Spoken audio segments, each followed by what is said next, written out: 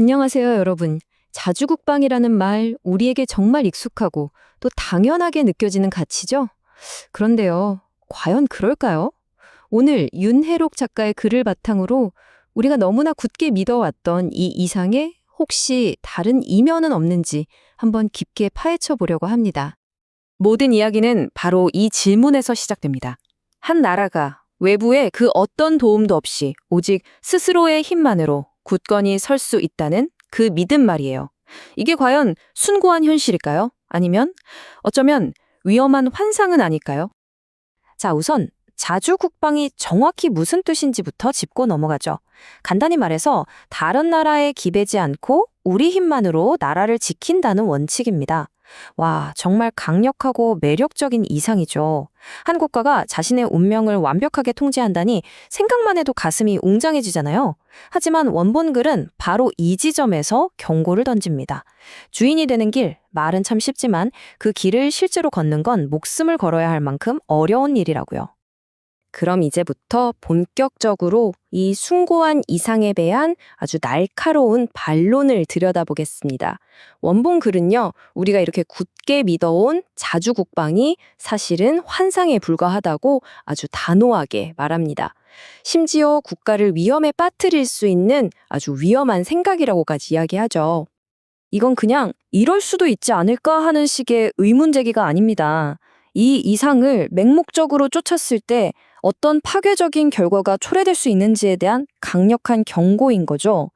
글을 보면 이런 지적이 나와요. 평화로울 때는 자주를 목청껏 외치던 사람들이 정작 진짜 위기가 닥쳤을 때는 나라를 파멸로 이끌었던 역사적 사례가 넘쳐난다고요. 그만큼 국방이라는 건 감정이 아니라 철저한 현실의 영역이라는 뜻이겠죠. 바로 이 문장입니다. 이 글 전체를 관통하는 핵심 주장이에요. 정말 강력하지 않나요?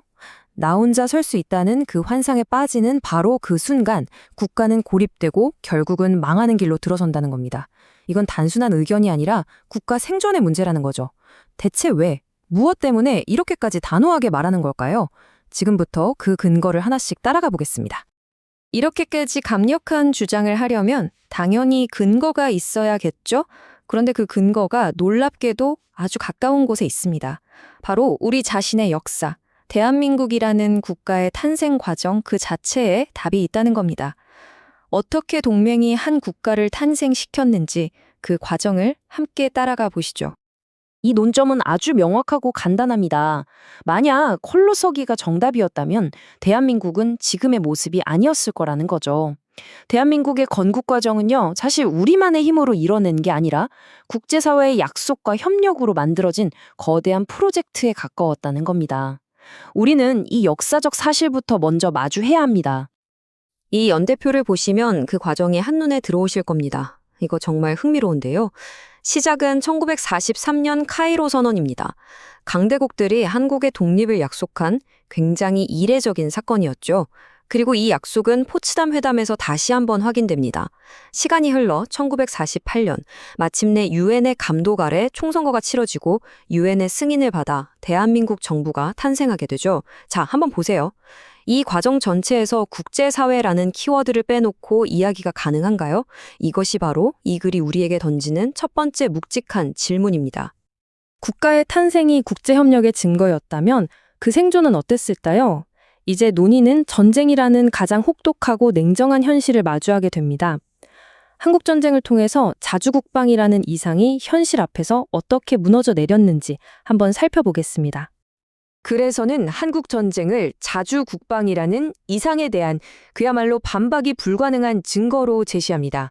국가의 존립 자체가 위협받던 그 절체절명의 순간, 우리는 홀로 설 수 있다는 믿음은 가장 혹독한 시험대에 올랐던 거죠. 그리고 그 결과는 우리 모두가 이미 너무나 잘 알고 있습니다. 여러분, 이 숫자를 꼭 기억해 주십시오. 이게 무슨 숫자냐면요. 한국전쟁 당시에 대한민국을 돕기 위해 어떤 방식으로든 지원을 보냈던 나라의 총합입니다. 우리는 결코 혼자가 아니었습니다. 무려 67개의 나라가 우리와 함께 했습니다. 그리고 이 지원은 단순히 군대를 보내준 것만이 아니었습니다. 물론 군사 지원도 있었지만 부상자를 위한 의료 지원, 전쟁 수행에 필수적인 물자 지원까지 말 그대로 전 세계적인 연합이었던 거죠. 낙동강까지 밀렸던 대한민국이 기적적으로 압록강까지 진격할 수 있었던 그 힘의 원천, 그게 바로 이 연합이었다는 점, 이게 핵심입니다. 이 표 하나가 모든 걸 말해주는 것 같습니다. 왼쪽은 우리가 꿈꾸는 환상이죠. 고독한 영웅처럼 홀로 싸워 이기는 국가의 모습. 하지만 오른쪽의 현실은 완전히 달랐습니다. 당시 세계 최강대국이었던 미국조차도 혼자가 아니라 67개국 유엔 연합군의 일원으로 싸웠다는 사실. 한번 생각해 보세요. 세계 최강대국도 연합을 택했는데 과연 그 어떤 나라가 나 홀로 이길 수 있다고 장담할 수 있을까요? 이것이 바로 이 글이 던지는 가장 날카로운 질문인 겁니다. 좋습니다. 그러면 이 모든 역사적인 분석이 지금 오늘을 사는 우리에게 대체 무엇을 말해주고 있는 걸까요? 이건 그냥 옛날엔 이랬다 하는 과거 이야기가 절대 아닙니다. 역사의 교훈을 무시할 때 우리가 어떤 위험에 처하게 되는지에 대한 현재를 향한 강력한 경고 메시지입니다. 이 경고는 정말 섬뜩할 정도로 직설적입니다. 그래서는 전쟁의 진짜 현실도 모르면서 자주국방이라는 멋진 말로 대중을 현혹하는 이들을 강하게 비판합니다. 바로 그들이야말로 현실적인 생존 기반인 동맹을 파괴하고 아주 희박한 확률의 국가의 운명을 걸어버리는 위험한 도박꾼들이라고 지적하는 거죠. 결국 결론은 하나로 모아집니다. 대한민국의 역사는 탄생의 순간부터 생존의 순간까지 동맹의 힘을 증명하는 과정 그 자체였다는 것. 이토록 명백한 교훈을 무시하고 나 홀로 설 수 있다는 달콤한 환상을 쫓는 것은 국가의 미래를 건 무모한 도박일 뿐이라는 겁니다. 현실적인 동맹을 굳건히 지키는 것만이 생존을 위한 유일한 길이라는 아주 강력한 메시지인 셈이죠. 이렇게 원본글의 논리를 차근차근 따라와 보니 우리는 마지막으로 이 질문과 마주하게 됩니다. 자주라는 결코 포기할 수 없는 숭고한 이상과 동맹이라는 냉엄한 현실 사이에서 과연 우리 국가의 운명을 결정짓는 현명한 선택은 무엇일까요?